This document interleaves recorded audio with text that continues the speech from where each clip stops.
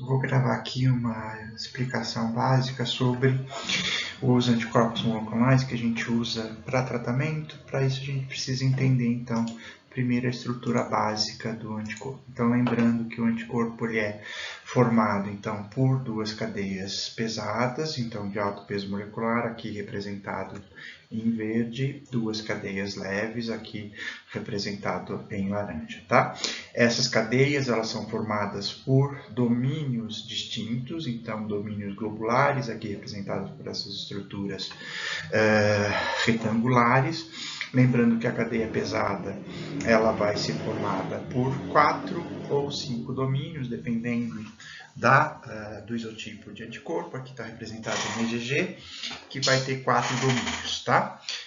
3 desses domínios, aqui no caso da IgG, são domínios que a gente chama de domínios constantes, aqui pela letra C representados, e um último domínio aqui variável, ou seja, onde a sequência de aminoácidos varia bastante, que é codificada então pelaquela combinação dos segmentos VDJ durante a recombinação somática, tá? A cadeia leve tem só 2 domínios, um domínio constante e um domínio variável, então também codificado por aqueles segmentos VDJs, tá? Essas cadeias são ligadas entre si por pontes de sulfeto e a gente pode ter aqui a adição de alguns resíduos de aminoácidos, tudo bem? Lembrando que esses segmentos eles podem ser divididos funcionalmente em 2 tipos de fragmento. Aquele, então, a porção da molécula que se liga aos antígenos, que é chamado então de fragmento FAB, e a função efetora é conduzida aqui pelo fragmento que a gente chama de FC, onde vai se ligar o complemento para ativação pela via clássica ou os receptores de FC em macrófagos e fagócitos de modo geral, ok? Lembrando que aqui na porção variável a gente vai ter regiões hipervariáveis, que são as que se ligam exatamente ao antígeno, que são chamadas então de regiões determinantes de complementariedade, ou de CDRs. A gente tem 3 CDRs em cada uma das cadeias, tanto na cadeia pesada quanto na cadeia leve, tá? Também aqui só para ficar mais claro, então, essa região final da molécula, tanto da cadeia pesada quanto da cadeia leve, são chamadas então de região variável, e essa porção aqui, que é constante, então nas moléculas a sequência de aminoácidos não varia, é chamada de região constante. Bom, os anticorpos monoclonais, então os primeiros a serem desenvolvidos, eles tinham sequência completamente murina ou não humana, né? Então, a maioria é feita em camundongo, mas eu posso ter em ratos, cabra e assim por diante, tá? Aqui está só o murino representado. Então, esses anticorpos monoclonais, murinos, eles vão ter tanto a sequência de aminoácidos da cadeia leve quanto da cadeia pesada, completamente, então, feita por um camundongo, tá, ok? Então, ela é completamente feita em camundongos. A gente tem depois os anticorpos quiméricos. Nesse tipo de anticorpo, as porções constantes da cadeia pesada e da cadeia leve têm origem humana, então são codificados aqui por genes humanos, enquanto eu tenho aqui a fusão com uma sequência murina só das porções variáveis das cadeias leves e das cadeias pesadas.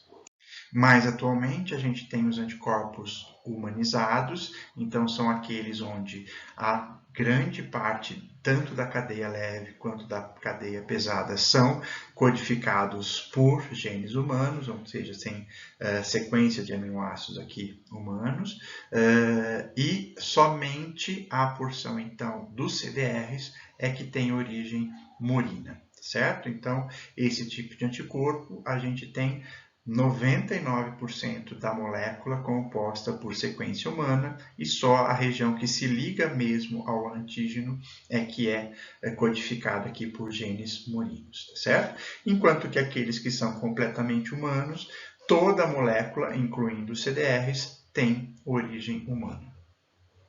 o que na prática isso representa em termos de tratamento e de resposta a esse tipo de medicamento ou de imunobiológico, tá? Então, como os anticorpos monoclonais murinos, que tem aqui até aquela terminação, aquele sufixo OMAB, a finalização dos anticorpos, o nome deles é em OMAB, a gente vai ter toda a sequência, então, estranha ao nosso corpo. Então, quando eu injeto isso num paciente para um tratamento, depois de um tempo, essa molécula vai induzir uma resposta imunológica, ok? Que vai reconhecer, então, essa molécula como estranha. Então, quanto maior a porcentagem de sequência estranha, ou seja, murina, maior a chance desse anticorpo gerar uma resposta imunológica e eu vou ter aqui, então, vários epítopos na mesma molécula capaz de ser reconhecido como estranho. Tá? O quimérico, eu só vou ter a geração de resposta contra essa porção murina, certo? Ou seja, a quantidade de epítopos reconhecida como estranha vai ser muito menor e o humanizado muito menor ainda. Então, só aquelas regiões de CDR é que induziriam uma resposta imunológica.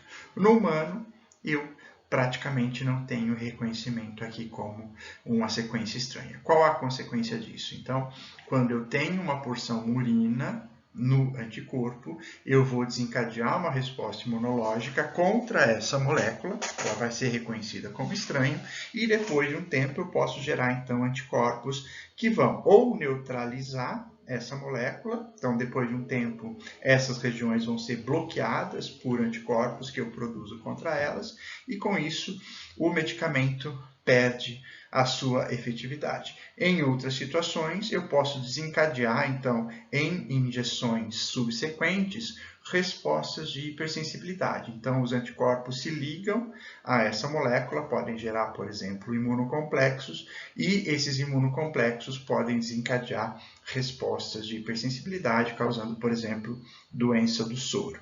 Ok? Então, é importante a gente lembrar dessas características quando a gente está fazendo o uso desses tipos de anticorpo para saber, então, das consequências e dos possíveis efeitos adversos dessas moléculas, ok?